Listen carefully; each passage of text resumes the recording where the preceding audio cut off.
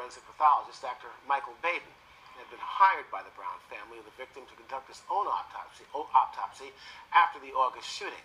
Well, joining us again is noted criminal defense attorney Gwendolyn Lindsay Jackson. I just want to cut straight to the chase here. We were talking during commercial break here that you think that there's going to be an answer, a verdict from the grand jury tomorrow. Yes, I certainly think that's the case.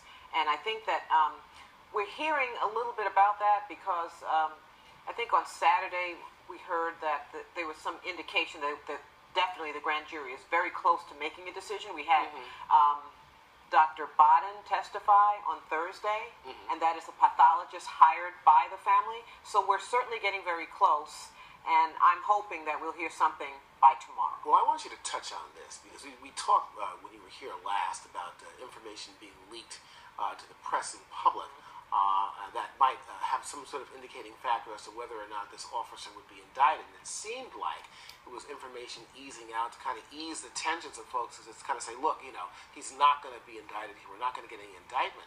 But we just got some new news about a video that was released that shows Officer Darren Wilson, although it's a little grainy and he's far away, it doesn't seem like he has any injuries on himself. And the police chief was saying, according to Darren Wilson's testimony, that he was injured, that his face was swollen after an altercation with Michael Brown. How important do you think this video may be to the grand jury as whether or not they will hand down an indictment or not?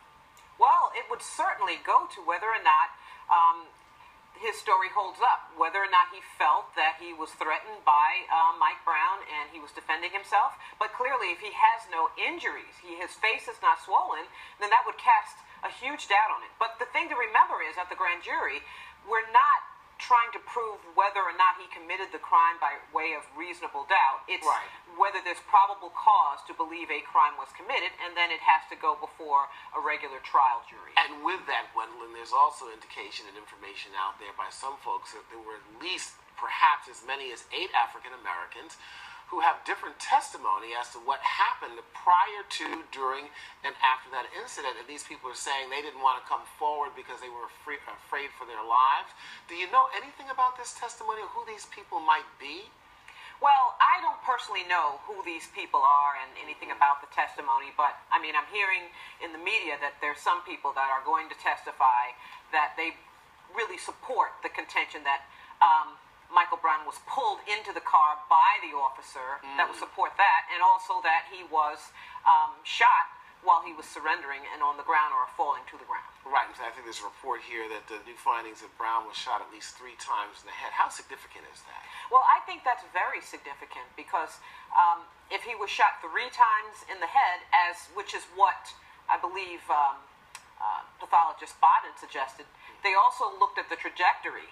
The fact that this could have happened when he was either on the ground or falling to the ground. And if that is in fact true, then it really supports the fact that this young man was summarily executed. Right, so you have 2 autopsy reports that are so different. I guess the question is, how come they're so different? How could they be so different? Well, that's interesting. I know that the county report suggests that there was an injury to the thumb, and it was at close range. And I don't believe Dr. Baden's report shows that. But the county autopsy, the person that conducted that actually saw the body before any work was done in terms of funeral arrangements. Dr. Baden didn't. But the other thing to remember is that even though the county suggested that there was an injury to the thumb, that doesn't mean that the officer didn't pull the person into the car, and perhaps this person was, perhaps Mr. Brown was fighting for his life, trying to ward off being shot. That could possibly be an explanation for that close-range injury to his thumb. Well, I'll tell you, we're going to find out, perhaps according to your predictions, we'll find out something what the grand jury may say tomorrow, and then we'll take it from there. Gwendolyn Lindsay Jackson, thank you as always for your insight. Thank you. Okay. Well,